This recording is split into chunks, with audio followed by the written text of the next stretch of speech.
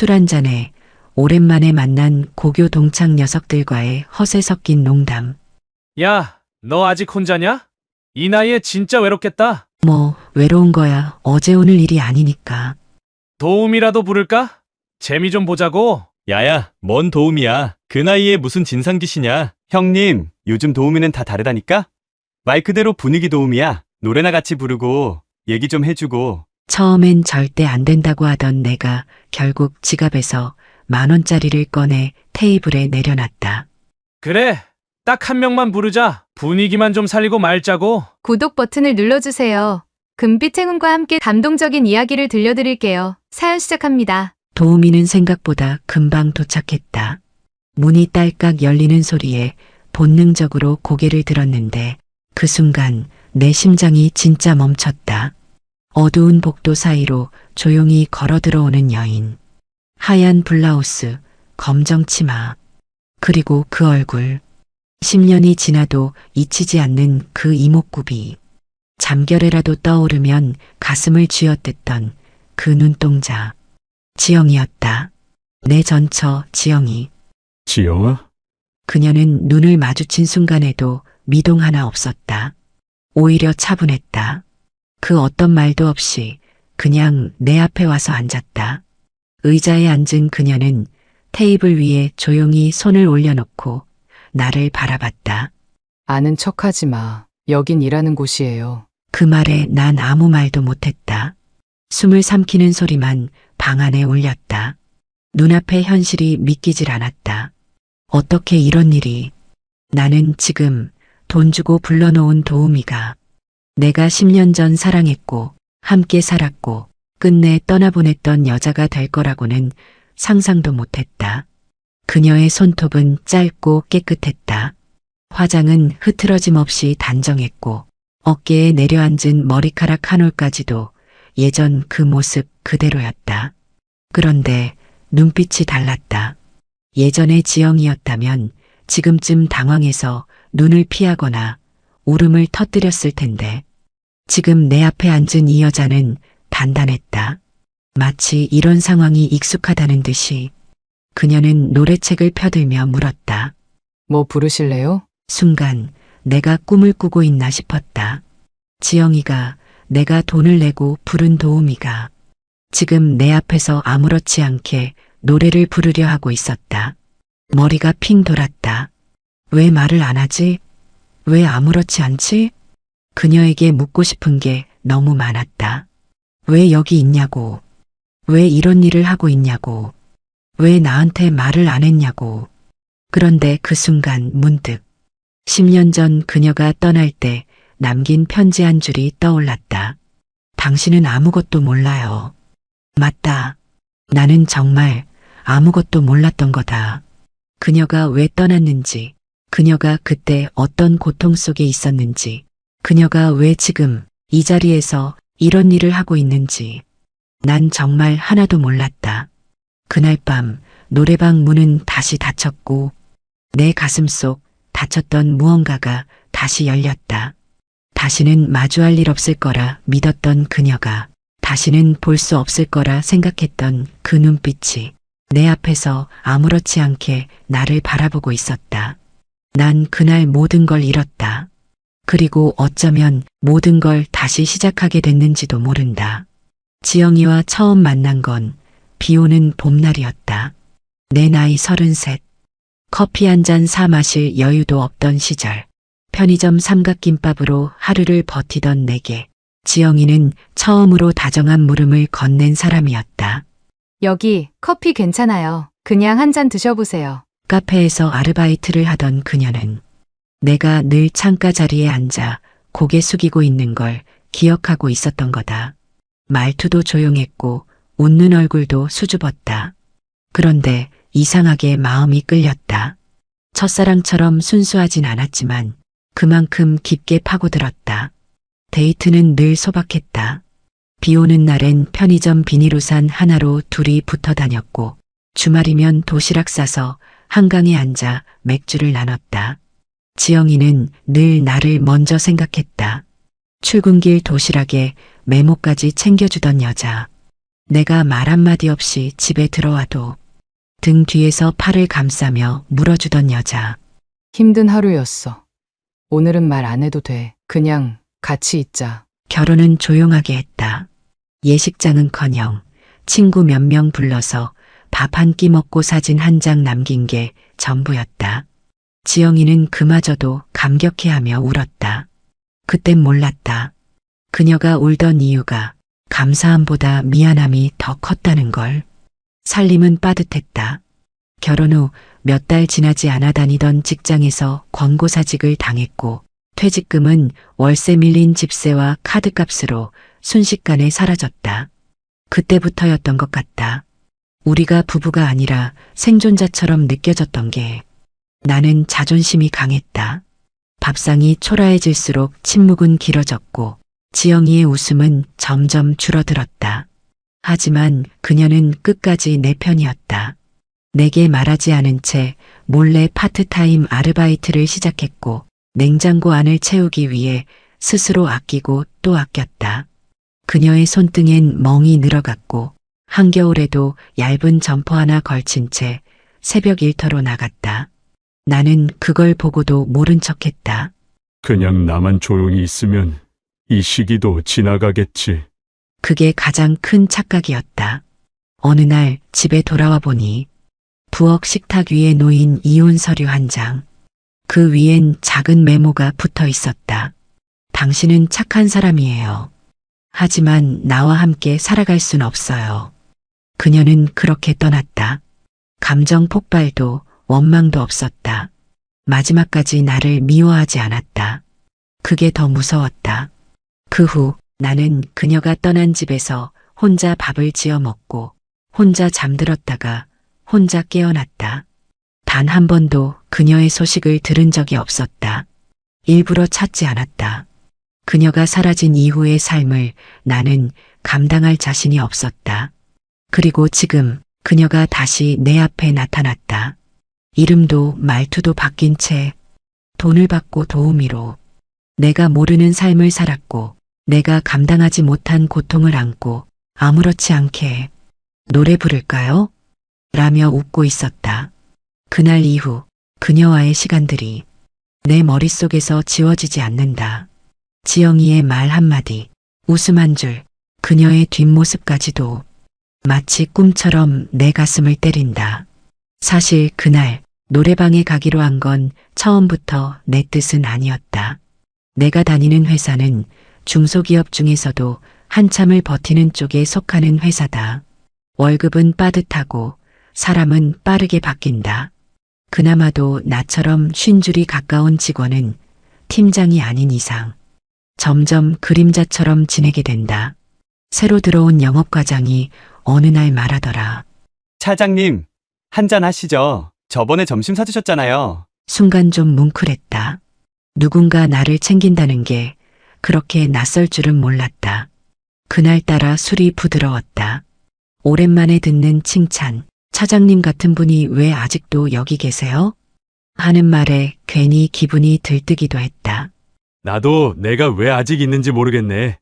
웃으며 잔을 들었지만 속은 텅 비어 있었다. 술이 몇 잔쯤 돌았을까? 과장이 말했다. 노래 한 곡 뽑으러 가시죠. 분위기 쭉 끌고 가야죠. 그렇게 간 노래방. 좁은 방 안 싸구려 마이크 냄새. 여전히 꺼림칙한 기분은 있었지만 나 역시 그 어색함을 털고 싶었다. 이 나이에 뭔 노래방이냐 하긴 오랜만이긴 하네. 맥주 한 캔 더 열고 리모컨으로 몇 곡 넘기던 그때 과장이 갑자기 말했다. 저 도우미 한 명 부르겠습니다. 차장님도 괜찮으시죠? 그 순간 머릿속이 복잡해졌다. 지영이가 떠난 후 나는 한 번도 누군가의 손을 잡아본 적이 없다. 말은 안 했지만 혼자 사는 게 익숙해진 삶 속에서 누군가를 만난다는 게 이젠 두려운 일이 돼버렸다. 그런 나에게 도움이라는 말은 마치 허락받지 않은 유혹 같았다. 처음엔 거절했다. 그런 거 불편해서 안 해. 괜히 분위기 깨고 싶지도 않고. 하지만 과장은 이미 전화를 걸고 있었다. 한 명만, 분위기만 살리고 갈게요. 진짜 말만 나누는 도움이에요. 그 말이 참 이상하게 위로가 됐다. 말만 나눈다. 그럼 괜찮겠지. 그냥 사람 목소리나 좀 들어보자. 그 순간 내 마음 안에는 아무도 모르게 쌓여있던 허전함이 조용히 일어서고 있었다. 그리고 도우미가 도착했다. 문이 열리고 그녀가 들어왔다. 하얀 블라우스, 무릎을 덮는 검정 치마, 단정한 앞머리, 그리고 지영이 그토록 잊고자 했던 이름, 그토록 지우고 싶었던 얼굴이 그 방 안에 들어서는 순간 나는 다시 10년 전으로 돌아가 있었다. 불안이 죄책감이 되기까지 불과 3초 내가 돈을 내고 불렀던 사람, 그 사람이 내 전처라는 사실을 마주했을 때 나는 그녀를 울렸던 남자에서 이제는 그녀를 돈으로 부른 남자가 돼 있었다. 그 사실 하나가 가슴을 도려냈다. 내가 무슨 짓을 한 거지? 그녀는 말없이 웃었고 나는 말없이 무너졌다. 지영이는 의자에 조용히 앉았다. 아무 일도 없었다는 듯 리모컨을 들고 노래 번호를 눌렀다. 그 조용한 손놀림이 오히려 더 잔인하게 느껴졌다. 요즘은 발라드보단 트로트가 더 인기예요. 아저씨들은 이 노래 부르면 다 좋아하더라고요. 그 말에 내가 아저씨가 되어 있었다는 사실이 처음으로 뼈에 사무쳤다. 나는 입술을 깨물며 고개를 돌렸다. 한참 동안 말이 나오지 않았다. 너 지금 뭐 하는 거야? 그녀는 날 쳐다보지 않았다. 마치 날 모르는 사람인 양, 대수롭지 않은 손님 한 명 대하듯 행동했다. 여기선 이름도 없고 과거도 없어요. 그냥 1시간 5만 원짜리 도우미일 뿐이에요. 그 말의 순간 가슴 한구석이 부글부글 끓어올랐다. 아무리 그래도 그렇지. 나를 그렇게 대할 수 있나? 내가 널 어떻게 아꼈는데 어떻게 그렇게 냉정할 수가 있지? 넌 이게 부끄럽지도 않냐? 지영이는 잠시 정적을 머금고 나를 봤다. 눈빛은 차가웠고 말투는 날카로웠다. 당신이 그런 말할 자격 있어? 숨이 턱 막혔다. 그 말 한마디에 방 안의 공기가 무겁게 가라앉았다. 억울했다. 정말 억울했다. 그녀가 떠날 때 나는 붙잡지 않았다. 붙잡지 않은 게 미안하긴 했지만 그렇다고 이게 다 내 탓인가?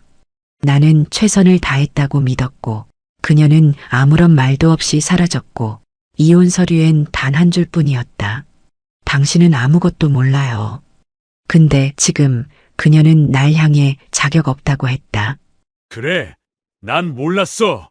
넌 말도 안 했잖아. 혼자 떠나놓고 왜 나만 이렇게 만들어? 그녀의 눈동자가 흔들렸다. 짧은 침묵. 그리고 그녀는 조용히 웃었다. 당신은 그때도 내 말을 듣지 않았잖아. 지금도 똑같아. 그 한마디가 더 큰 분노를 일으켰다. 난 그녀를 위해 아등바등 살았다고 생각했다. 혼자서 버틴 게 자랑은 아니었지만 적어도 그녀에게 누가 되지 않으려 애썼다고 믿었는데 그 모든 시간이 그녀에겐 아무 의미도 없었던 걸까? 나는 테이블 위에 맥주캔을 내려다봤다. 거기에 비친 내 얼굴이 참 처량했다. 눈동자는 붉었고 주름진 이마는 분노로 일그러져 있었다. 그 순간 속에서 뭔가 끌어올랐다. 그래, 그렇게 살고 싶었으면 왜 떠났던 건데? 돈이 없어서였어? 아님 내가 그렇게 한심했냐? 지영이는 나를 똑바로 바라보며 말했다. 아직도 모르겠다. 진짜 당신은 여전히 세상에서 제일 불쌍한 사람이야. 자기만 억울한 줄 아는 사람이라고. 그 말에 난 그녀의 눈빛을 똑바로 쳐다보지 못했다. 순간 내가 그동안 붙들고 있던 억울함이 사실은 내 자신에 대한 변명 아니었을까? 의심이 들기 시작했다. 방 안엔 다시 음악이 흐르기 시작했다. 지영이 부른 트로트 한 곡이 내 가슴을 후벼 팠다. 내가 왜 울어야 해? 내가 왜 미안해야 해? 그녀는 노래를 부르며 웃고 있었지만 눈가엔 눈물이 번져 있었다. 나는 아무 말도 할 수 없었다.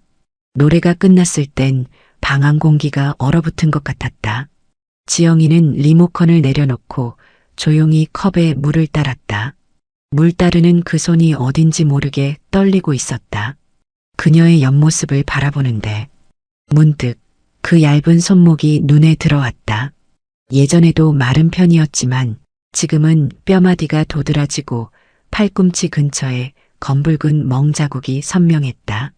일 힘들지 않냐? 내가 어렵게 꺼낸 말에 지영이는 웃었다.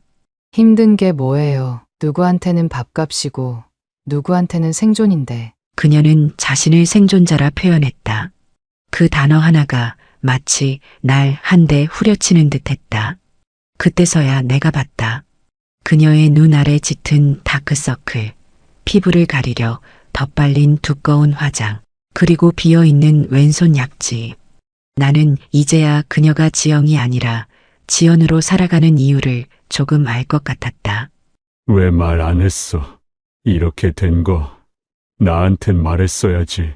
지영이는 정말 말도 안 되는 말이란 듯 고개를 저었다. 말하면 뭐가 달라졌을까? 그땐 내가 말해도 당신은 듣지 않았잖아. 그 말에 나는 입을 다물 수밖에 없었다. 그녀는 정답을 알고 있었고 나는 이미 오답을 선택한 사람이었다. 당신은 늘 괜찮다고 했지. 힘들다는 말 한마디도 없이 그러다 나를 멀리했어. 그녀의 말은 틀리지 않았다.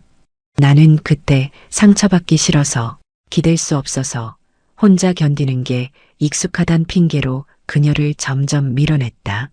그리고 결국 그녀는 나 없이 사는 법을 배웠고 이제는 나 없이 살아가고 있었다. 너가 이렇게까지 된 줄 난 진짜 몰랐어. 지영이는 고개를 들었다. 눈가엔 눈물이 그렁그렁 맺혀 있었다. 몰랐겠지.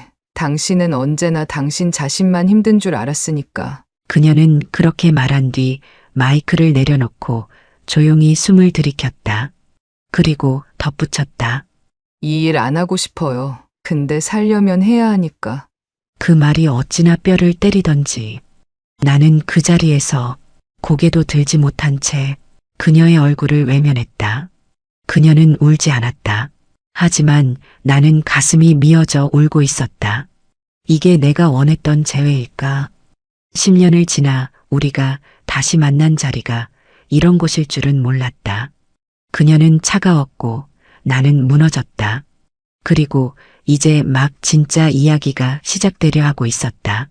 나는 더는 견딜 수 없었다. 그녀가 그렇게까지 말했는데도 나는 아무것도 모른 채 살아온 게 부끄럽기만 했다. 미안하다 정말. 미안해. 그녀는 내 사과에 아무 말이 없었다. 하지만 그 침묵이 더 무겁게 가슴을 짓눌렀다. 잠시 후 지영이는 조용히 고개를 들더니 의외의 이야기를 꺼냈다. 당신 형한테는 연락하고 지내? 나는 순간 고개를 갸웃했다. 형이라니? 왜 지금 갑자기 형 이야기를? 형이랑은 뭐 연락 끊은 지 좀 됐지. 그녀가 고개를 끄덕였다. 그리고는 아주 낮은 목소리로 말했다. 그때 내가 떠난 건 당신 때문이 아니었어. 당신 형 때문이었어. 머리를 한 대 맞은 듯 멍해졌다. 그게 무슨 말이야? 우리 형은 내게 언제나 우상이었다. 젊은 시절엔 일찍 사업을 일으켰고 부잣집 딸과 결혼까지 하면서 누구나 부러워하는 삶을 살았다. 나는 형을 따라잡기 위해 안간힘을 썼고 지영이도 그런 형을 능력자라며 대단하다고 했었다. 그런데 그 형이 왜? 그 사람 내게 돈을 제안했어. 당신과 헤어지라고. 나는 말을 잇지 못했다. 숨이 턱 막히는 듯한 느낌이었다.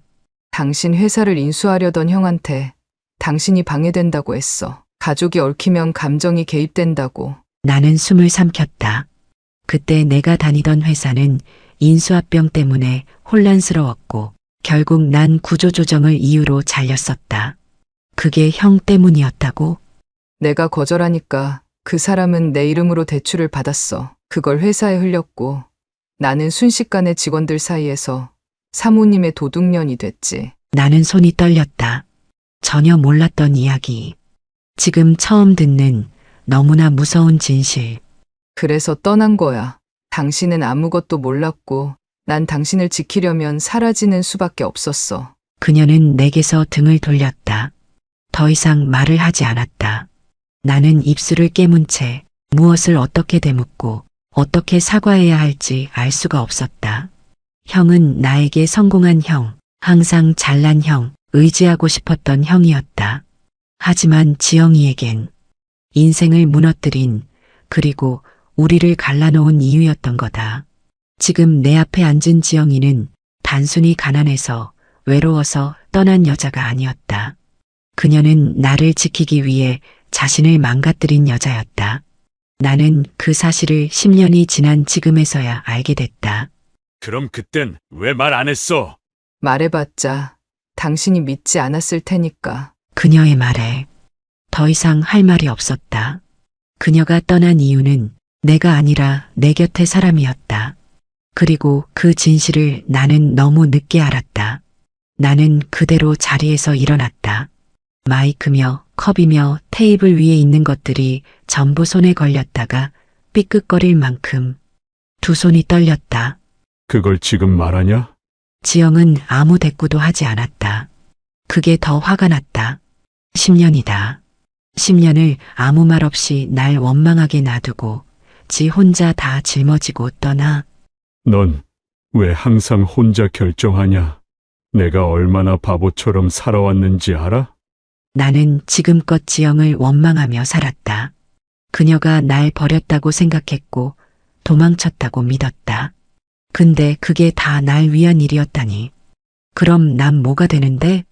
그동안 지영의 이름을 떠올릴 때마다 속이 뒤틀리고 술 마시며 괜히 SNS에 검색해보고 밤마다 허공에 대고 욕했던 날들이 전부 헛된 거였다는 거냐? 그땐 내가 없어야 당신이 살 수 있을 줄 알았어. 그녀는 여전히 조용했다.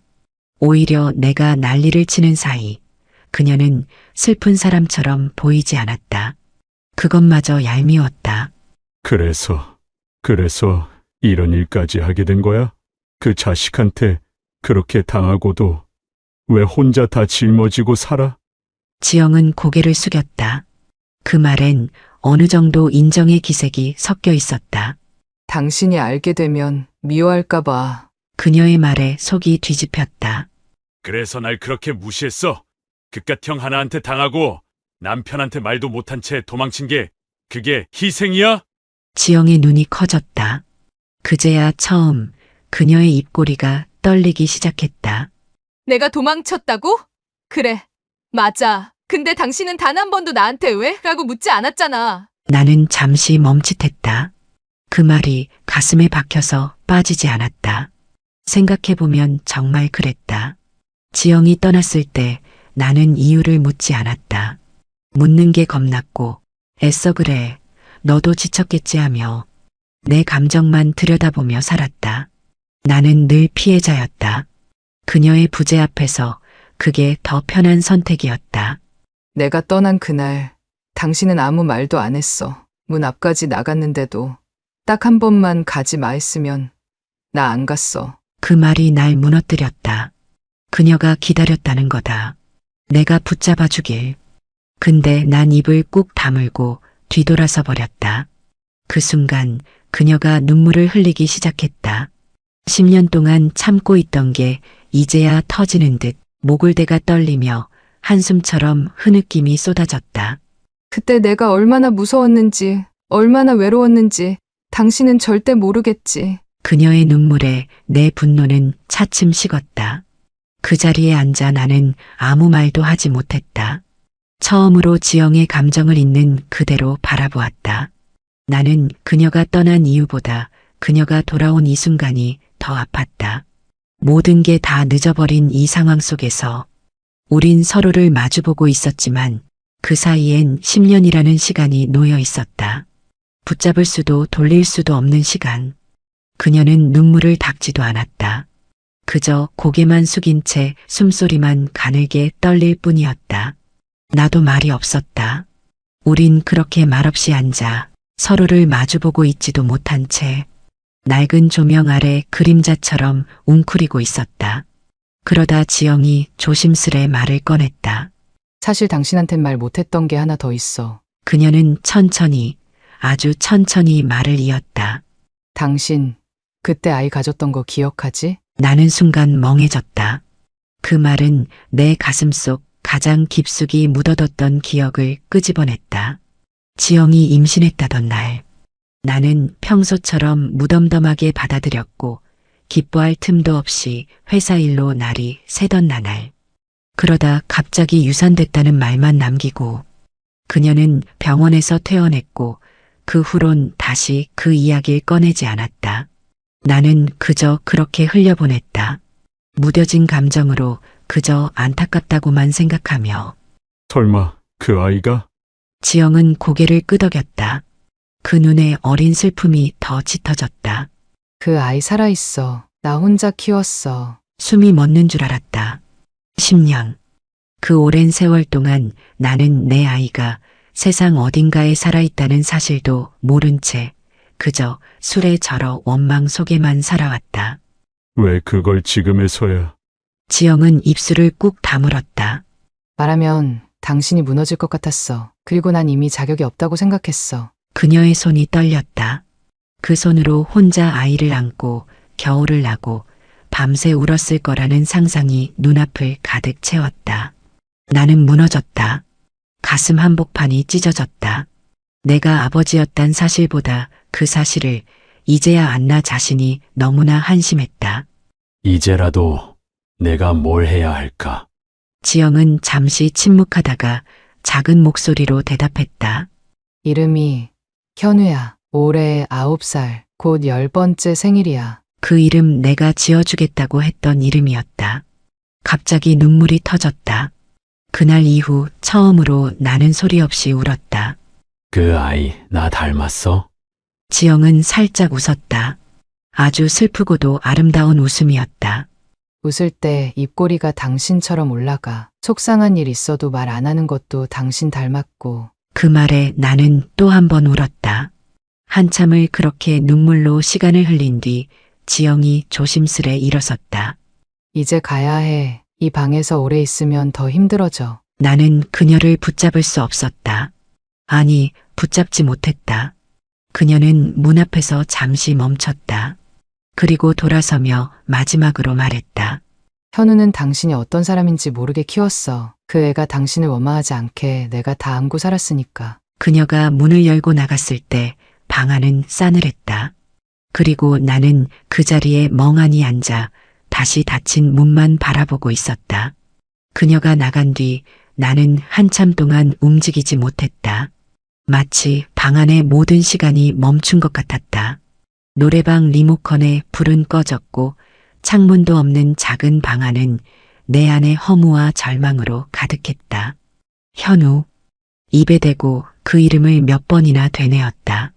내가 한 번도 불러보지 못한 이름. 하지만 내 아이. 지영이 혼자 키워낸 생명. 그리고 그걸 나 없이도 해낸 그녀. 그날 이후 나는 변했다. 그동안 피했던 가족 사진들을 꺼내 먼지를 털고 지영과 함께 찍었던 결혼식 사진을 바라봤다. 그 안에 담긴 웃음은 진심이었다. 적어도 그때만큼은 서로를 믿고 있었던 두 사람이었다. 그리고 나는 처음으로 그날 이후 지영에게 편지를 썼다. 지영아, 이제야 내가 어떤 마음으로 나를 떠났는지 알겠다. 그동안 나는 나만 힘들다고 생각했어. 하지만 더 아픈 건 너였겠지. 내가 놓친 시간, 내가 미뤄둔 말, 이제라도 해보고 싶다. 현우에게 부끄럽지 않은 아버지가 되고 싶다. 며칠 후 지영에게서 답장이 왔다. 아니, 편지가 아닌 짧은 문자 한 줄이었다. 다음 주 토요일 오후 3시, 마포 시민공원 앞 놀이터. 심장이 두근거렸다. 나는 그렇게 약속 장소로 나갔다. 놀이터에는 분홍색 자전거를 타고 있는 남자아이가 있었다. 조금 서툴렀지만 넘어져도 금방 일어났고 자신만의 리듬으로 바퀴를 굴리고 있었다. 그리고 그네에 앉은 지영. 그녀는 멀리서 나를 보더니 살며시 손을 들어 보였다. 나는 천천히 다가갔다. 저 아이가 현우야. 조금 낯가림이 심해서 갑자기 다가가면 놀랄지도 몰라. 나는 고개를 끄덕였다. 그 아이는 정말 나를 닮았다. 입꼬리, 눈썹, 웃는 눈 어딘가 모르게 예전 내가 웃던 모습과 닮아 있었다. 괜찮아. 지금 당장은 몰라도 천천히 다가가 볼게.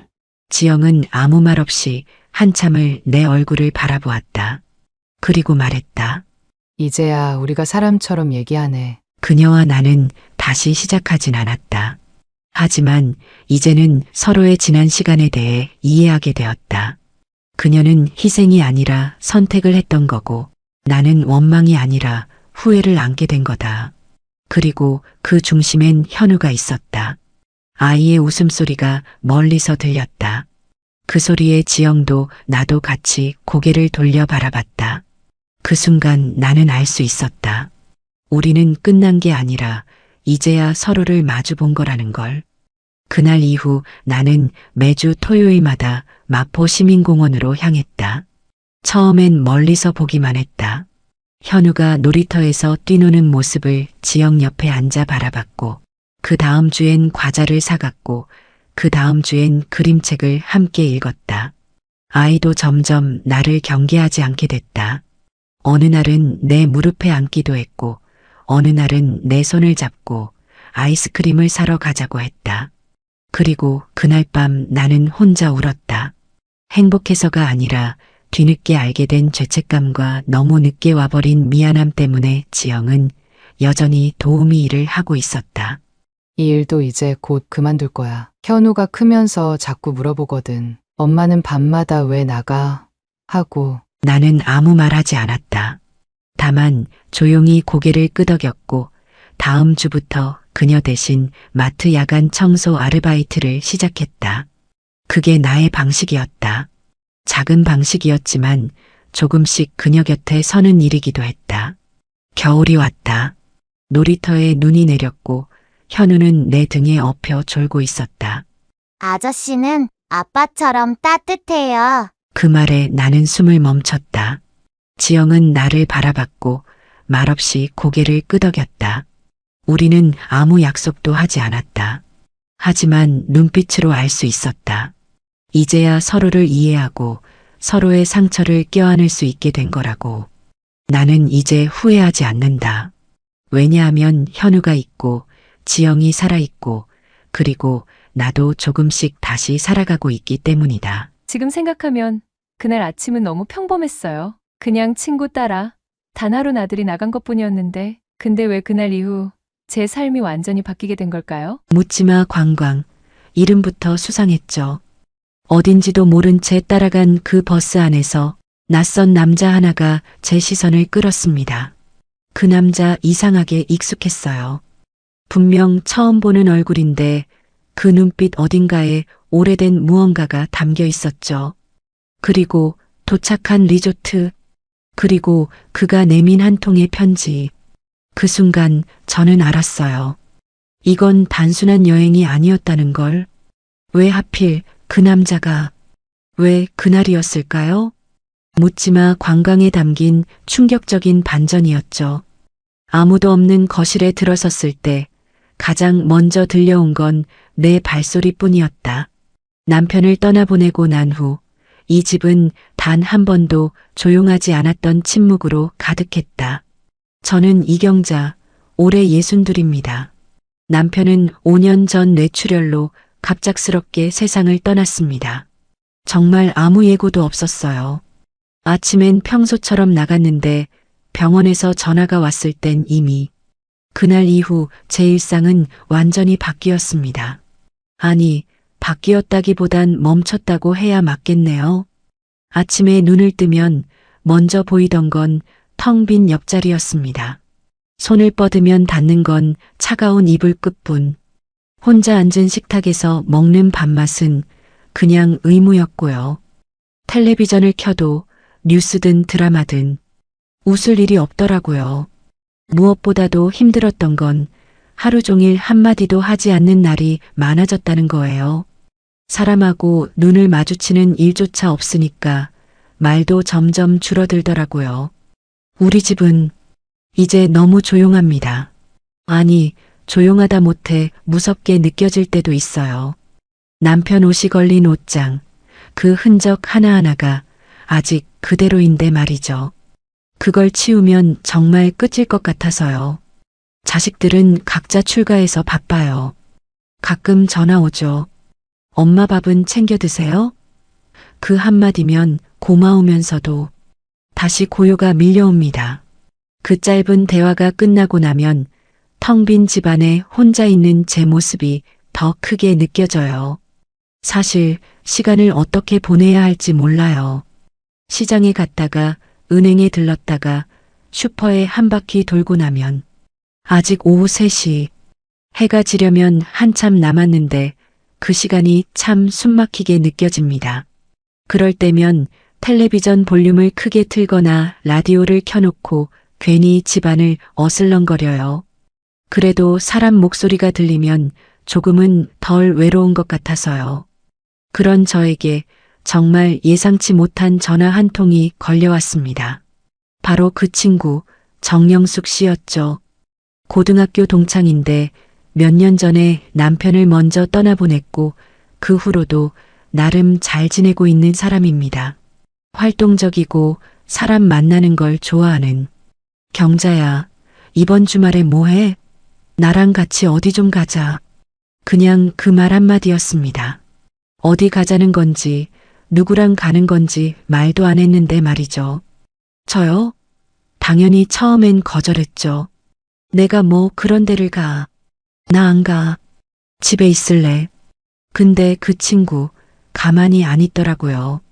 몇 날 며칠을 전화하고 문자 보내고 심지어 집 앞으로 찾아오기도 했어요. 결국 저는 그 제안을 받아들이게 됩니다. 왜냐고요? 그날 아침이었어요. 텅 빈 식탁 앞에 앉아 혼자 밥을 먹고 있는데 문득 이런 생각이 들더라고요. 언제까지 이렇게 살아야 하지? 이게 내 남은 인생의 전부일까? 그렇게 저는 그날 그 여행에 가기로 했습니다. 어디로 가는지도 모르고 누구를 만날지도 모르면서요. 말 그대로 묻지마 관광. 주말 아침 저는 정영숙 씨와 약속한 대로 서울역 앞 대형마트 주차장에 도착했습니다. 예정된 집합 장소였거든요. 처음엔 제 차를 가져가려고 했는데 영숙 씨가 극구 말리더라고요. 그냥 편하게 버스 타. 기사님도 계시고 다 알아서 해줘. 우리 나이엔 좀 편하게 다니자고. 말은 일리가 있었지만 이상하게 불안했어요. 어디로 가는지도 모르고 누구와 가는지도 모르는 여행이라니. 그래도 이미 결정한 일이니 뒤로 물러설 순 없었습니다. 버스 앞에는 50대에서 70대 사이로 보이는 사람들이 3, 4, 5 모여 있었고 눈에 띄게 화장도 진하고 옷차림도 화려한 분들이 많았어요. 반면 저는 그냥 평범한 베이지색 블라우스에 면바지. 순간 위축되더군요. 예, 이쪽이야. 영숙 씨가 손을 흔들며 저를 불렀고 그녀 옆에는 이미 3명의 여성분들이 모여 있었어요. 다들 저보다 훨씬 활기차 보였고요. 얘들아, 이분이 내가 말한 경자 씨야. 오늘 처음이니까 잘 좀 챙겨줘. 자리에 앉아 인사를 나누고 나니 버스가 곧 출발했어요.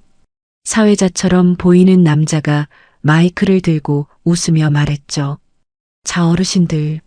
오늘 하루는 묻지 마세요. 그냥 즐기시면 됩니다. 목적지는 비밀. 오늘은 젊은 시절로 돌아가는 날이에요. 모두들 박수를 치며 웃고 있었지만 전 마음이 편치 않았어요. 이 분위기 익숙하지 않았거든요. 그런데 제 시선이 자연스럽게 버스 맨 뒷좌석으로 향했어요. 그곳에 조용히 앉아 창밖을 바라보는 한 남자가 있었습니다. 화려한 복장도 아니고 옆 사람과 수다를 떠는 것도 아니고 말 그대로 고요하게 앉아 있는 사람. 뭔가 낯설지 않았습니다. 아니, 낯익은 기분이 들었달까요? 그 사람 박민호 씨였습니다. 도착한 곳은 강원도의 작은 리조트였습니다. 산자락에 둘러싸인 한적한 장소였고 공기가 아주 맑았어요. 대부분의 사람들은 무리지어 사진을 찍고 삼삼오오 담배도 피우고 술도 마시고 시끌벅적했죠. 하지만 저는 조용히 주변을 걷기로 했습니다. 아직은 사람들 속에 들어가기가 어려웠거든요. 리조트 입구 쪽 벤치에 앉아 가방 속 소설책을 꺼냈지만 글자가 눈에 들어오지 않았습니다. 그때였습니다. 누군가 제 옆에 다가오는 기척이 느껴졌고 고개를 들자 박민호 씨였습니다. 아, 죄송합니다. 사람이 있는 줄 몰랐네요. 그가 돌아서려 하자 저도 모르게 말이 나왔습니다. 괜찮아요. 여기 앉으셔도 돼요. 그는 조심스럽게 반대쪽 끝에 앉았고 우리 사이엔 적당한 거리가 있었죠. 이상하게 그 침묵이 전혀 불편하지 않았어요. 여기 조용해서 좋네요. 그의 목소리는 차분하고 부드러웠습니다. 전 고개를 끄덕이며 답했어요. 네. 저도 그래서 이쪽으로 왔어요. 저기는 너무 북적여서. 그렇죠. 저도 그런 분위기는 익숙하지 않아서요. 친구가 억지로 끌고 와서. 그 말에 저는 피식 웃음이 나왔어요. 저도 똑같은 상황이었으니까요. 저도요. 영숙이라는 친구가 아주 끈질기게 서로의 상황을 알아가는 짧은 대화 속에서 마음이 조금씩 풀렸습니다. 혹시 책 좋아하세요? 그가 제가 든 소설책을 가리키며 물었습니다. 네. 요즘은 집중이 잘 안 되지만 예전엔 참 많이 읽었어요. 전 요즘 그림을 그려요. 시간도 많고 마음을 가라앉히기에 좋아서요. 그는 가방에서 작은 스케치북을 꺼냈고 그 안엔 연필로 그린 풍경들이 담겨 있었습니다. 놀랄 만큼 정교하고 따뜻한 느낌이었어요. 정말 잘 그리시네요. 그는 웃으며 말했죠. 별거 아니에요. 그냥 이 시간이 덜 쓸쓸해지려고 그리는 거예요. 그 말이 어쩐지 제 마음속 깊은 데를 톡 건드렸습니다. 아, 이 사람도 나와 같은 외로움을 겪고 있구나. 그걸 느꼈을 때 저는 처음으로 그날 따뜻한 위안을 느꼈습니다. 점심시간이 되자 모두가 리조트 내 식당으로 모였습니다. 저는 영숙 씨와 그녀의 친구들과 함께 식사를 하려 했지만 자리가 모자라 결국 혼자 다른 테이블을 찾게 됐습니다. 그때 멀찍이 앉아 식판을 들여다보던 박민호 씨가 눈에 들어왔습니다. 조심스레 다가가 물었죠. 여기 앉아도 될까요? 그는 조용히 고개를 끄덕였습니다. 말은 적었지만 분위기는 편안했어요. 둘 다 말없이 밥을 먹다가 민호 씨가 먼저 입을 열었습니다. 이런 데는 자주 오세요? 처음이에요. 사실 억지로 끌려온 거죠. 저도요. 동창이 억지로 끌고 와서요. 우리는 어색한 웃음을 나눴고 그렇게 다시 대화가 이어졌습니다. 책, 산책, 음악 우리가 좋아하는 것들이 하나둘 겹치기 시작했죠. 그날 오후 버스는 근처 관광지로 짧은 이동을 했고 모두 자유시간에 삼삼오오 흩어졌습니다. 저는 다시 한적한 오솔길을 걷기로 했고 어느새 민호 씨가 옆에 함께 걷고 있더군요. 그는 작은 나무 조각을 하나 꺼내 건넸습니다. 단풍나무로 만든 물고기 모양이었죠. 이런 걸 만들다 보면 시간도 잘 가고 마음이 좀 가라앉아요. 하나 드릴게요. 그 따뜻한 손길이 전해지는 듯 했어요. 고맙다고 말하며 받았고 처음으로 마음이 흔들리는 걸 느꼈죠.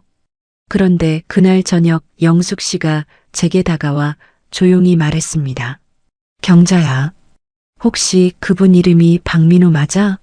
순간 등줄기가 서늘해졌습니다.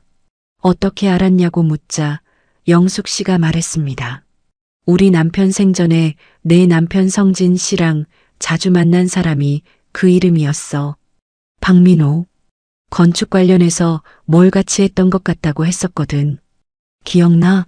성진 씨가 자주 이름 언급했잖아. 순간 제 심장이 멎는 줄 알았어요. 맞다. 분명 남편이 살아있을 때 그런 이름을 여러 번 말했던 기억이 어렴풋이 떠올랐습니다. 그 남자 그냥 낯선 여행객이 아니었던 걸까요? 아무 말도 하지 않았던 그가 사실은 남편과 아는 사이였다면? 그날 밤 저는 한숨도 잘 수 없었습니다. 그날 이후 민호 씨의 얼굴이 자꾸 떠올랐습니다. 리조트에서 나눈 대화, 벤치에서의 짧은 침묵, 그리고 낯설지만 어딘가 익숙했던 그의 눈빛까지. 이건 단순한 묘한 인연이 아닌 무언가 더 큰 흐름 속에 있다는 직감이 들었죠. 그 후로도 두어 번 묻지마 관광에 참가했고 신기하게도 민호 씨도 항상 그 자리에 있었습니다. 일부러 약속하지 않았는데도 버스에서 마주치고 함께 산책하고 가끔은 같은 테이블에 앉게 되곤 했습니다. 우연이라기엔 이상할 정도로 자주요. 어느 날 민호 씨가 조심스럽게 말을 꺼냈습니다. 경자 씨, 혹시 예전에 성진 형님 얘기한 적 있으시죠? 순간 가슴이 철렁 내려앉았습니다. 성진은 제 남편 이름이었습니다. 네, 어떻게 아세요?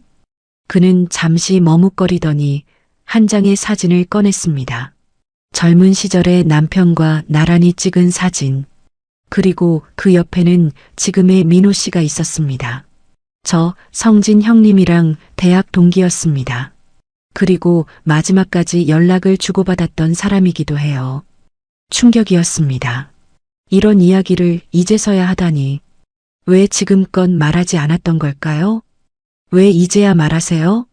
경자 씨가 저를 오해할까봐, 그리고 무엇보다 괜히 괴로운 기억까지 떠올리게 만들까봐요.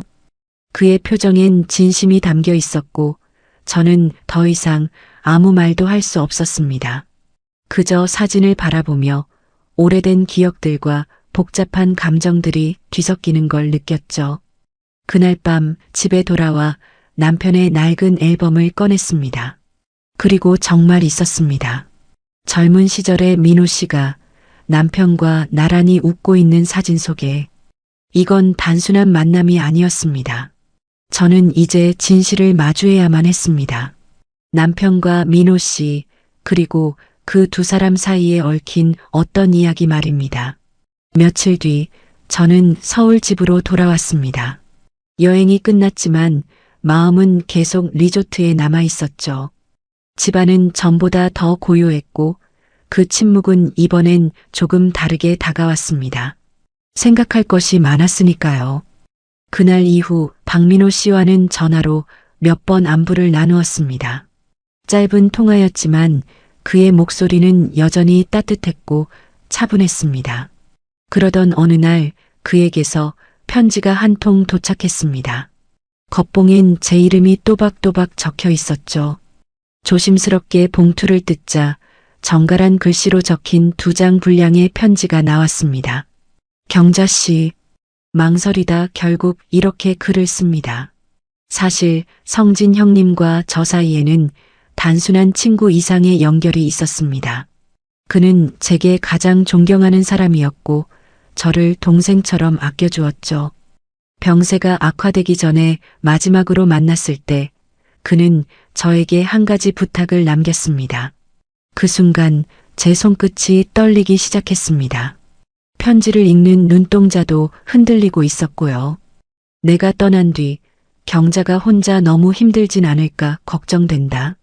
민호야, 혹시라도 우연히 그녀를 다시 만나게 된다면 곁에 있어주면 안 되겠니? 그게 그의 마지막 부탁이었습니다. 저는 그 부탁을 마음 한켠에 묻어두고 있었어요. 그리고 그 여행에서 정말 우연히 당신을 다시 만났을 때 그 순간 운명이라는 말이 떠올랐습니다. 편지는 조용하지만 깊은 울림을 줬습니다. 남편이 죽기 전에 민호 씨에게 그런 말을 했었다니 그 사실이 마음을 복잡하게 만들었습니다. 그가 제게 접근한 것이 순수한 우연은 아니었단 것. 그러나 그것이 계산된 만남이라기보단 미처 말하지 못한 진심이었다는 걸 느꼈습니다. 하지만 동시에 이런 생각도 들었습니다. 그렇다면 그동안 왜 아무 말도 하지 않았던 걸까? 단지 조심스러움 때문이었을까? 아니면 뭔가 더 깊은 이유가 있는 걸까? 그리고 그날 밤 잠들기 전 문득 하나의 상자가 떠올랐습니다. 남편의 장례식 직후 그의 책상 서랍에서 발견했던 작은 나무 상자. 안엔 오래된 사진들과 몇 통의 편지, 그리고 한 봉투가 들어 있었죠. 전달하지 못한 편지 민호에게라는 글씨가 적혀 있었던 그 봉투. 그걸 저는 아직 뜯지 않고 그대로 서랍 깊숙이 넣어둔 채 5년을 보냈던 겁니다. 그 편지, 이제는 열어볼 때가 된 걸까요? 그날 밤 결국 저는 그 오래된 나무 상자를 꺼냈습니다. 두 손으로 조심스럽게 먼지를 털고 서랍 깊숙한 곳에 숨겨두었던 그 상자. 안에는 남편의 필체로 적힌 편지들과 가족 사진이 고스란히 담겨 있었습니다. 그리고 그중 유난히 무거운 느낌을 주는 하나의 봉투. 전달하지 못한 편지 민호에게. 편지를 꺼내 조심스럽게 펼쳐 읽기 시작했습니다. 민호야, 이 편지를 내가 읽을 땐 나는 이미 세상 사람이 아닐지도 모르겠다. 그런데 이 부탁은 꼭 전하고 싶다. 글씨는 휘청이듯 적혀 있었고 눈물이 번진 흔적도 엿보였습니다. 경자는 참 착한 여자다. 강한 척하지만 마음이 여린 사람이고 나 없으면 너무 외로울 거야. 민호야, 내가 그 곁을 지켜줄 수 있겠니? 내가 아닌 누군가가 그녀 곁에 있어야 한다면 난 내가 그 사람이길 바란다. 순간 숨이 턱 막혔습니다.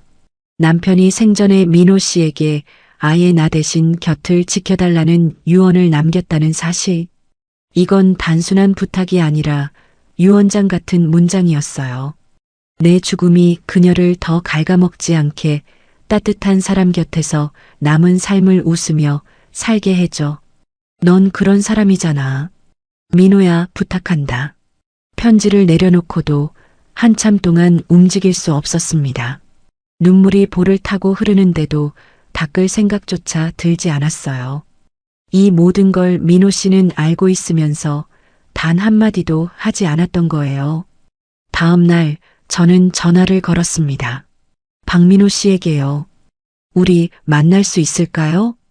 그는 놀란 듯한 목소리로 대답했습니다. 네, 언제든지요. 무슨 일 있으세요? 저 남편의 편지를 읽었어요. 당신에게 못 전했던 그 편지. 그 안에 모든 게 들어있더군요. 잠시 침묵이 흘렀습니다. 그리고 그가 조용히 말했습니다. 그걸 이제야 읽으셨군요. 그의 목소리 속에는 안도의 숨과 동시에 복잡한 감정이 얽혀 있었습니다. 그날 우리는 다시 만났습니다. 따뜻한 햇살이 내리던 오후 조용한 찻집 한 구석에서 저는 편지를 건넸고 그는 두 손으로 조심스럽게 받았습니다. 이 편지 당신도 알아야 할 것 같았어요. 그리고 이제 진짜로 말해주세요. 당신은 저에게 어떤 감정이었나요? 그는 제 눈을 바라보다 조용히 고개를 떨구며 말했습니다. 처음엔 그냥 친구의 부탁을 지켜주고 싶은 마음이었어요. 그런데 점점 그 이상이 되어버렸어요. 그 순간 저는 마음 한 구석에서 들려오는 남편의 목소리를 느꼈습니다. 경자야, 이제 너가 웃기를 바란다. 그날 이후로 저는 민호 씨와 자주 연락을 주고받았습니다. 예전처럼 조심스러운 거리감은 사라졌고 우리의 대화엔 전보다 훨씬 더 많은 웃음과 온기가 섞여 있었어요. 하지만 마음 한켠은 여전히 흔들렸습니다. 이 감정이 진짜 내 감정일까? 아니면 남편의 유언에 끌려 생긴 일종의 의무감일까? 그 질문이 계속 마음속에 맴돌았어요. 며칠 후 민호 씨와 서울숲을 함께 걷게 됐습니다. 나뭇잎이 노랗게 물들기 시작한 가을 초입이었고 사람들은 많지 않았습니다. 우리는 말을 아끼며 나란히 걸었어요. 그러다 민호 씨가 조심스럽게 입을 열었습니다. 경자 씨, 한 가지 물어봐도 될까요? 네, 말씀하세요. 만약 그 편지가 없었더라도 우리 사이가 이렇게 되었을까요? 그 질문은 제 마음을 찌르는 듯 했습니다. 저도 계속 스스로에게 묻고 있었거든요. 솔직히 말하면 저도 그걸 계속 생각했어요. 내가 지금 느끼는 감정이 진짜 내 마음인지 아니면 남편의 부탁에 대한 책임감인지. 그는 말없이 고개를 끄덕였어요. 하지만요, 민호 씨, 그 편지가 없었다면 우리 만남은 여기까지 오지 않았을지도 몰라요. 하지만 지금 느끼는 이 감정은 그 이후의 것이에요. 진심이에요. 그는 걸음을 멈추고 한참 동안 제 얼굴을 바라보았습니다. 그리고는 조용히 말했어요. 저도 그래요. 처음엔 성진 형님이 시킨 일이니까 책임지자는 마음이었어요. 근데 자꾸 당신과 이야기하고 눈을 마주치고 웃는 모습을 보다 보니까 어느 순간부터 마음이 움직이더라고요. 그 말에 제 눈시울이 붉어졌습니다. 낙엽이 바람에 날려 우리 사이를 스치고 그 순간이 이상하게도 따뜻하게 느껴졌어요. 그날 밤 집으로 돌아온 저는 오랜만에 일기를 썼습니다. 그리고 이렇게 적었어요. 그 사람에게 끌리는 감정은 누구의 유언 때문이 아니라 지금의 나 때문이다. 나는 지금 이 외로움 속에서 다시 사람을 믿고 사랑을 느끼려 한다. 이제는 조금씩 확신이 생겼습니다.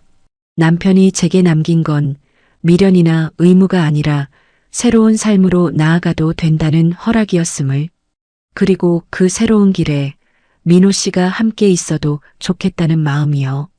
며칠 후 평소보다 이른 시간에 딸 은영이가 집에 왔습니다. 손에 장을 본 봉투를 들고 환하게 웃으며 들어오더군요. 엄마, 오랜만에 된장찌개 해줘요. 갑자기 그게 먹고 싶어서. 저는 반가운 마음에 얼른 부엌으로 향했어요. 국물이 끓는 동안 그녀는 식탁에 앉아 제 일기를 펼쳐보더니 말없이 한참을 읽었습니다. 엄마, 이거. 그건 그냥 내가 혼잣말처럼 쓴 거야. 신경 쓰지 마. 하지만 그녀의 표정은 심각했어요. 박민호 씨 엄마 좋아하세요? 그리고 엄마도요? 한참을 망설이다가 고개를 끄덕였습니다. 그래, 좋아해. 처음엔 나도 헷갈렸는데 이젠 아니야. 내 마음이 맞아. 딸은 깊은 숨을 내쉬고는 조용히 말했습니다. 엄마, 저는 솔직히 좀 혼란스러워요. 아빠 돌아가시고 이렇게까지 마음을 줄 수 있을까 싶었거든요. 근데 일기 속 엄마를 보니까 알겠어요. 엄마가 외롭고 또 진심이라는 걸. 그 말을 들은 저는 괜히 눈시울이 뜨거워졌습니다. 딸이 반대한 게 아니었어요. 단지 이해하려고 애쓰고 있었던 거죠. 그날 저녁 민호 씨와 저녁 식사를 하기로 했습니다. 저는 딸에게 함께 하겠느냐고 물었고 그녀는 잠시 고민하다가 조용히 고개를 끄덕였습니다. 식당에서 마주한 민호 씨는 언제나처럼 차분하고 예의 바른 모습이었습니다. 딸은 그를 관찰하듯 바라보더니 식사 도중 조용히 물었죠. 아버지가 살아계셨다면 엄마에게 이렇게 다가가셨을까요? 그는 한참을 생각하다가 정직하게 대답했습니다. 아마 아니었을 겁니다. 그분을 존경했으니까요. 하지만 이제 그분이 저에게 마지막으로 남긴 말이 당신 어머님 곁을 지켜달라는 거였고 전 그 부탁을 넘어서서 진심이 되었습니다. 딸은 아무 말 없이 고개를 끄덕였고 그날 밤 돌아오는 길에 제게 이렇게 말했습니다. 엄마, 그분 거짓 없는 사람이네요. 아직 완전히 허락할 수는 없지만 엄마가 행복하시다면 그건 지켜보고 싶어요.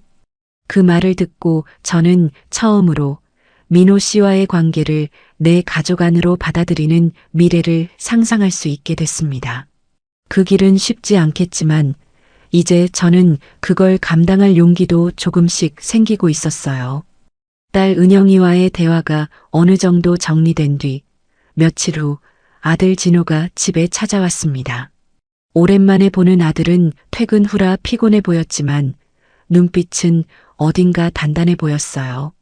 엄마, 오늘은 좀 진지한 얘기하러 왔어요.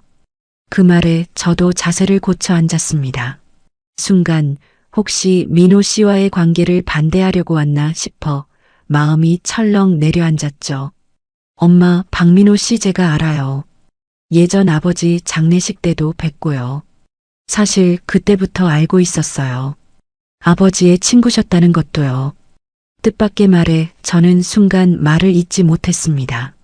그리고 엄마 몰래 한두 번 찾아뵌 적도 있어요. 궁금했거든요. 어떤 분인지. 진호야, 그럼 왜 이제 와서 말하는 거니? 그는 잠시 침묵하더니 고개를 들고 저를 바라봤습니다. 처음엔 믿기지 않았어요. 아버지 돌아가시고 그 자리를 누군가가 대신할 수 있다는 게 너무 받아들이기 힘들었죠. 하지만 시간이 지나면서 엄마가 점점 더 외로워지는 걸 보면서 생각이 바뀌었어요. 저는 그 말에 가슴이 뭉클했습니다. 아이에게 내 외로움이 들켰다는 것, 한편으론 부끄러우면서도 안도감이 들었어요. 박민호 씨 좋은 분이더라고요. 제가 아버지 대신은 아니지만 한 남자로서도 엄마 곁을 지켜줄 수 있겠구나 싶었어요. 진호야, 엄마, 저는 엄마가 행복했으면 좋겠어요. 우리가 지켜드리지 못한 시간을 이제 누군가가 따뜻하게 채워드릴 수 있다면 전 지지할게요. 저는 그 말을 들은 순간 무언가가 확 무너지는 느낌이었어요. 긴장, 걱정, 망설임, 그 모든 감정들이. 진호는 조용히 봉투 하나를 내밀었습니다. 그 안엔 예전에 아버지가 남긴 가족 앞으로 쓴 편지가 복사되어 있었어요. 그 편지 속엔 이런 문장이 적혀 있었습니다. 경자야, 난 내가 나 없이도 살아갈 수 있는 사람이라는 걸 안다. 하지만 누군가가 내 옆에 있다면 그걸 죄책감으로 여기지 말고 기꺼이 받아들여줘. 내가 웃는 걸 보고 싶다. 그날 밤 저는 오랜 시간 동안 편지를 품에 안고 잠들었습니다. 그리고 알았어요. 나는 이제 진짜로 사랑해도 되는 사람이란 걸. 그 후로 민호 씨와의 관계는 점점 더 가까워졌습니다. 서로의 집을 오가며 시간을 보내고 작은 여행도 다녔어요. 평범한 일상이지만 그 안에서 잊고 지냈던 따뜻함을 되찾고 있었죠.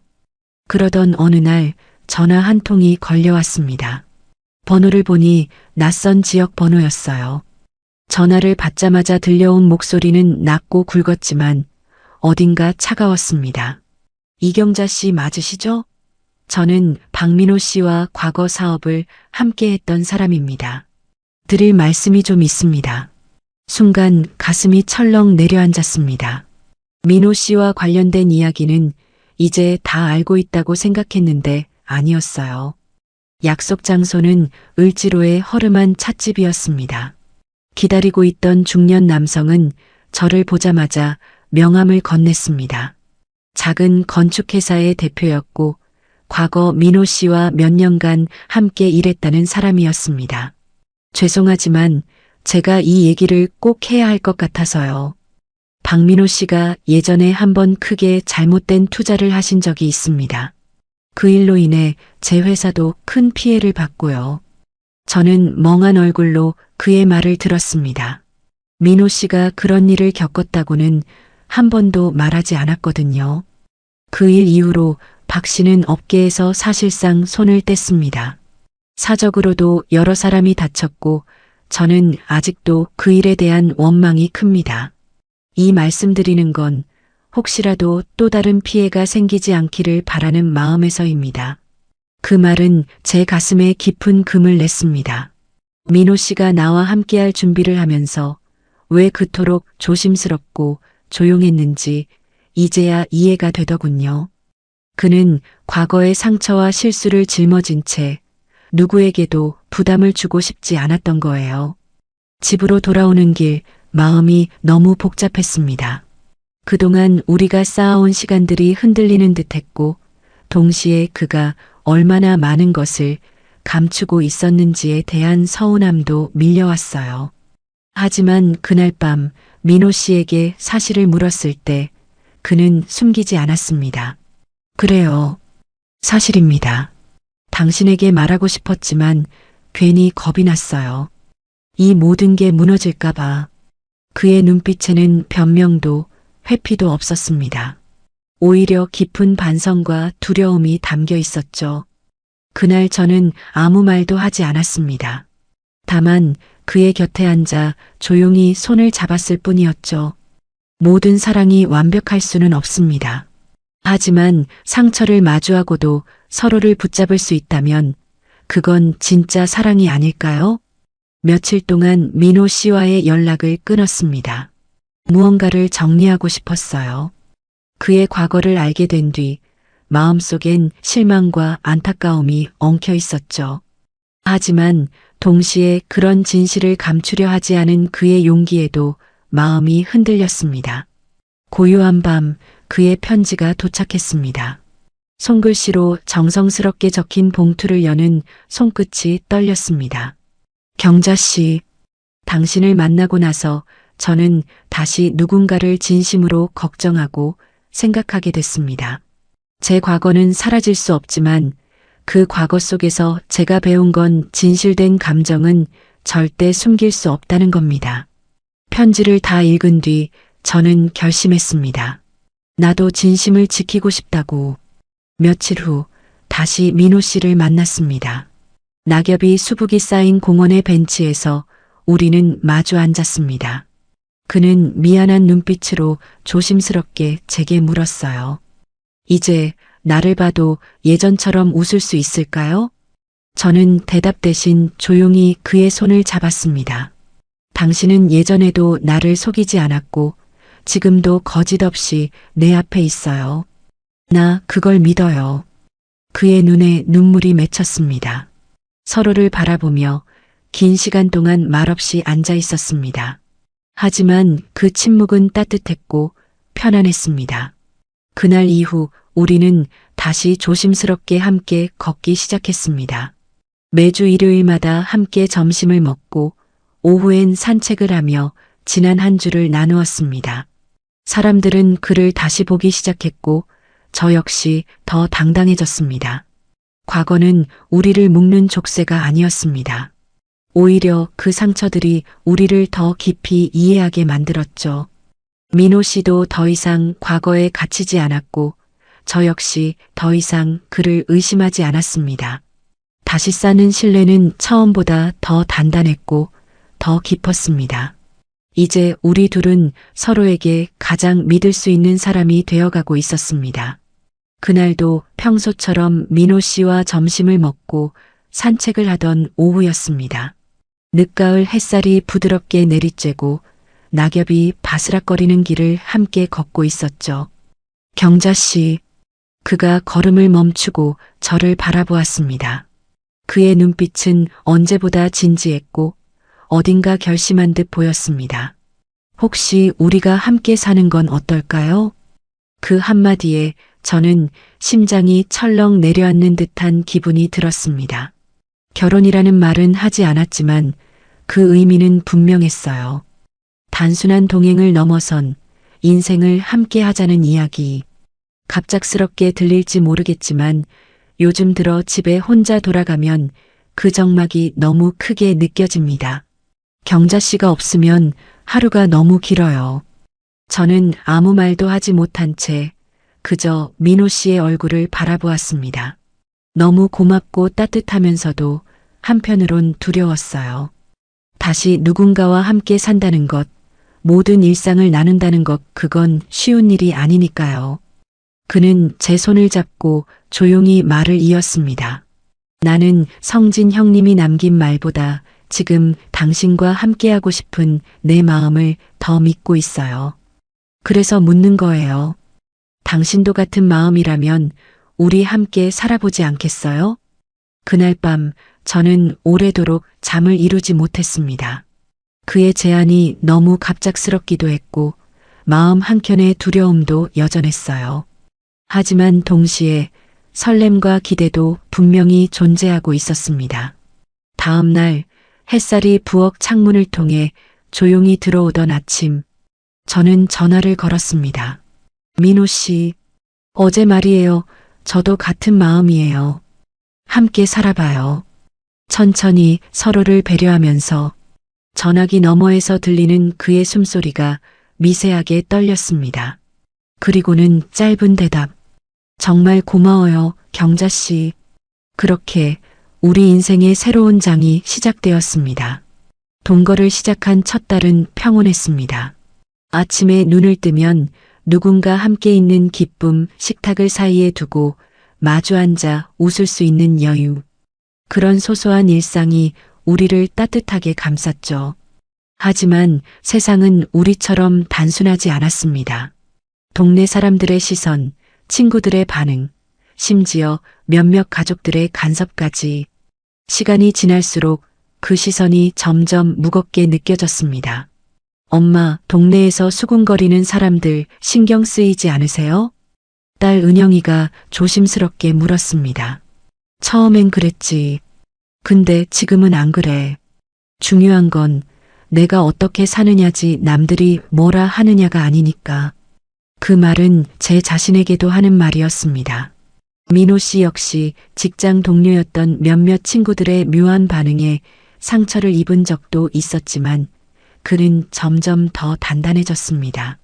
어느 날 우리가 함께 동네 커피숍에 들어서자 사람들의 시선이 느껴졌습니다. 그중 한 여성이 다가와 말을 걸었어요. 경자 씨, 요즘 참 밝아 보이세요. 예전엔 그런 미소 보기 어려웠는데 보기 좋아요. 그 말에 순간 울컥했습니다. 누군가는 이해하고 있었던 거죠. 그리고 그 이해가 작은 응원이 큰 힘이 되었습니다. 갈등은 있었지만 그 갈등을 통해 더 강해졌습니다. 우리는 둘만의 리듬을 만들어갔고 그 안에서 점점 더 서로에게 익숙해졌습니다. 경자 씨, 나 요즘 정말 행복해요. 민호 씨의 그 말에 저는 미소 지으며 대답했죠. 나도요. 그리고 이 행복, 이제는 누구에게도 숨기지 않을래요. 이제 우리는 숨지 않습니다. 당당히 서로를 옆에 두고 사람들 앞에서 손을 맞잡습니다. 살아가는 방법엔 정답이 없지만 지금의 우리는 우리만의 답을 찾아가고 있습니다. 겨울이 다가올 즈음 우리는 처음으로 함께 크리스마스를 준비했습니다. 민호 씨는 작은 나무를 깎아 만든 오너먼트를 손에 들고는 마치 아이처럼 웃었죠. 경자 씨, 이것 좀 봐요. 이건 내 마음입니다. 겨울에도 따뜻한 그런 나무처럼 살고 싶어요. 그의 말에 저는 조용히 웃으며 고개를 끄덕였습니다. 난생 처음 함께 맞는 연말은 낯설지만 따뜻했어요. 그러던 중 딸 은영이와 아들 진호가 함께 찾아왔습니다. 거실에 모여 앉아 조심스럽게 분위기를 풀어가던 중 진호가 먼저 입을 열었습니다. 엄마, 박 선생님과 함께 지내시는 모습, 솔직히 처음엔 어색했어요. 하지만 요즘 엄마 얼굴에 웃음이 많아졌어요. 그게 진짜 중요한 것 같아요. 은영이도 이어 말했습니다. 우리도 이제 마음을 열어보려고 해요. 엄마 인생인데 우리가 멈추게 할 수는 없으니까요. 그 말에 제 눈가가 붉어졌습니다. 그동안 자식들의 시선에 조심스럽던 마음이 처음으로 편안해졌어요. 식사가 끝난 후 민호 씨가 조용히 제게 물었습니다. 정말 괜찮겠어요? 이렇게 우리를 받아주는 게 너무 고마워서요. 저는 손을 내밀어 그의 손을 잡았습니다. 우리가 괜찮으면 되는 거예요. 나머지는 시간이 해결해 줄 거예요. 그 말대로였습니다. 가족과의 화해는 우리 사이를 더 단단히 묶어주었고, 이제는 비로소 진짜 함께가 된 기분이 들었어요. 우리는 마침내 남은 시간을 어떻게 살아갈지에 대한 조용한 결심을 하게 되었습니다. 봄이 오기 전 우리는 작은 여행을 떠났습니다. 이름 없는 시골 마을의 민박집이었고 화려하진 않지만 둘이 지내기에 충분히 아늑한 곳이었어요. 그곳에서 우리는 오롯이 서로에게 집중하며 지난 날들을 돌아보고 앞으로의 이야기를 나눴습니다. 하루는 민호 씨가 작은 공책을 꺼내 보이며 말했습니다. 여기 우리 둘이 가보고 싶은 곳들을 적어봤어요. 제주도, 전주 한옥마을, 그리고 철원 평화 전망대. 그 공책에는 조그맣고 정성스레 적힌 글씨로 여행 목록이 빼곡히 적혀 있었고 그 옆에는 날짜가 적힐 빈칸이 남아 있었어요. 앞으로 이 공책을 다 채울 때까지 함께 걸어가요. 저는 조용히 고개를 끄덕였습니다. 이젠 두렵지 않았어요. 우리가 함께 만든 시간들이 증명이 되어 있었으니까요. 서울로 돌아오는 기차 안, 우리는 나란히 앉아 창밖을 바라보았습니다. 기차가 지나가는 들판, 언덕, 그리고 도시의 불빛이 흘러가는 속도에 맞춰 우리의 마음도 조금씩 더 단단해졌죠. 묻지마 관광으로 시작된 우리의 인연은 더 이상 묻지 않아도 되는 여행이 되었습니다. 알고, 기억하고, 그리고 믿는 여행. 이제는 서로의 손을 잡고 말할 수 있어요. 같이 걸어줘서 고마워요. 그리고 이 이야기를 듣고 있는 여러분께도 조심스럽게 말해봅니다. 지금 외롭고 삶이 흐릿하게 느껴지신다면 아주 작게라도 용기를 내보세요. 인연은 어쩌면 가장 예상하지 못한 곳에서 가장 진심을 필요로 할 때 찾아오는 법이니까요. 저와 민호 씨처럼요.